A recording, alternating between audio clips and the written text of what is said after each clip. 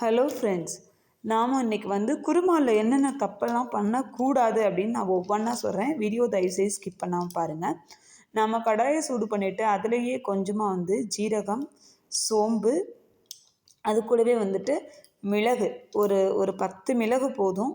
அது போட்டதுக்கப்புறம் நான் ஜாதிக்காய் அப்படின்னு நம்ம கடைகளில் கிடைக்கும். அதில் கொஞ்சோன்னு போடுங்க. சரி, இதெல்லாம் நம்ம போட்டாச்சு. போட்டதுக்கப்புறம் நம்ம வதக்குறோம் அப்படின்னா, வதக்கையில் ஓவராக வதக்கிடாதீங்க. ஏன்னா அதை வதக்குனீங்க அப்படின்னா அது என்ன ஆகுது அப்படின்னா ரொம்ப கருப்பாயிட்டு நம்ம குருமாவில் அது கலரையே அதாவது இப்போ நல்ல ரெட் கலர் இருக்குன்னா கலரை சேஞ்ச் பண்ணிடுது. அதனால் தயவு செய்து ஓவராக இதை வதக்கிடாதீங்க. முடிஞ்ச வரைக்கும் வெயிலில் காய வச்சுட்டு அப்புறம் எடுத்துகிட்டு போய் வைங்க. இது ஒரு டிப்ஸு. இப்போ நம்ம அதை வறுத்து எடுத்தாச்சு. வறுத்து எடுத்ததுக்கப்புறம் தேங்காயிலேயே கொஞ்சம் பொட்டுக்கடலை, கொஞ்சம் நிலக்கடலை அதை போட்டு நாம் அரைக்க போகிறோம். இதில் என்ன எப்படின்னு கேட்டிங்கன்னா, நிலக்கடலை நீங்கள் போடையில் நிலக்கடலையோட தோலெல்லாம் எடுத்துருங்க. முடிஞ்ச வரைக்கும் தேங்காயில் அதை கீழே இருக்குது பார்த்திங்களா, அதை இதில் போடாதீங்க. ஓகேங்க. நம்ம இப்போ அரைச்சி எடுத்தாச்சு. அந்த பொடியை பாருங்களேன், அது கருப்பாகவே இருக்குது பாருங்கள். அதுக்கு தான் நான் சொன்னேன்.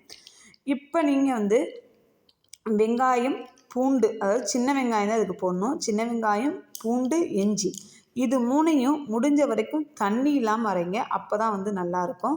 இது ஒரு அருமையான டிப்ஸு. அதுக்கப்புறம் நம்ம இப்போ கடாயை சூடு பண்ணிவிட்டு கொஞ்சம் சோம்பு போட்டுக்கிறோம். சோம்பு போட்டு பொரிய வச்சுட்டு நாம் வெங்காயம், இது இப்போ நம்ம போடுறது பெரிய வெங்காயம் தாங்க போடணும். சின்ன வெங்காயம் தயவுசெய்து போட்டுறாதீங்க. டேஸ்ட்டு நல்லா இருக்காது. ஏன்னா ஆல்ரெடி நம்ம சின்ன வெங்காயம் போட்டு அரைச்சிட்டோம். அதுவே போதுமானது. இப்போ நம்ம இந்த மாதிரி நம்ம பண்ணையில் அடுப்பை ஸ்லோவில் வைங்க.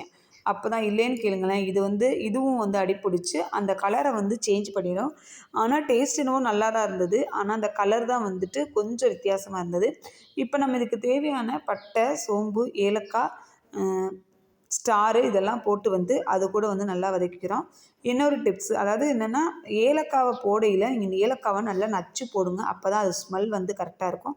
இப்போ பாருங்கள், இது ஒரு ஓவர் குக் ஆகாமல் கொஞ்சமாக பாதி வேக்காடு தான் அந்த வெங்காயம் வதங்கியிருக்கு. இப்போ நாம் இந்த பொடியை போடையில் அது நல்லாவே கருப்பாயிருதுங்க. அதனால் இந்த தவறை நீங்கள் பண்ணாதீங்க. முடிஞ்ச வரைக்கும் வெயிலில் காய வச்சு அரைச்சிருங்க. இப்போ பாருங்கள், நல்லா கருப்பாக தெரியுதா? ஓகே, இதை வறுத்தாச்சு.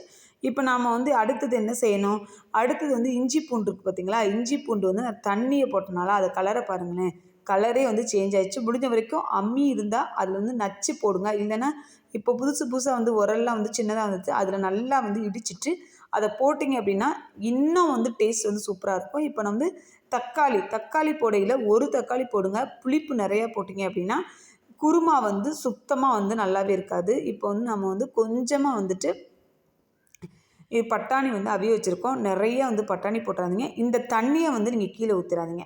இப்போ நாம் இது கூடயே 2 டீஸ்பூன் மிளகாய்த்தூள், அரை டீஸ்பூன் மல்லித்தூள் இதில் போட்டுக்கிறணும். ஓகே, இப்போ நம்ம போட்டாச்சு. நம்ம வதக்கி வச்ச அந்த இதெல்லாம் இருக்கு இல்லையா, அதையும் இது கூடயே கொட்டிட்டு அதை ஒரு கலக்கி விட்டுக்கிறங்க.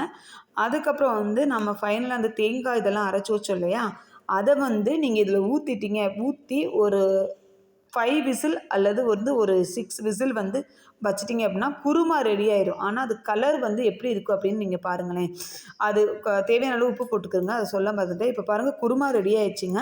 இங்கே பாருங்கள், அது கலர் கொஞ்சம் வித்தியாசமாக இருக்குது. என் வீடியோ நான் சொன்ன டிப்ஸ் எல்லாமே உங்களுக்கு யூஸ்ஃபுல்லாக இருக்கும் அப்படின்னு நம்புகிறேன். வீடியோ பிடிச்சிருந்தா லைக் பண்ணுங்கள், ஷேர் பண்ணுங்கள், கமெண்ட் பண்ணுங்கள், மறக்காம சப்ஸ்கிரைப் பண்ணிடுங்க. ஓகேப்பா, இது மாதிரி இன்னொரு வீடியோவில் நம்ம மீட் பண்ணலாம்.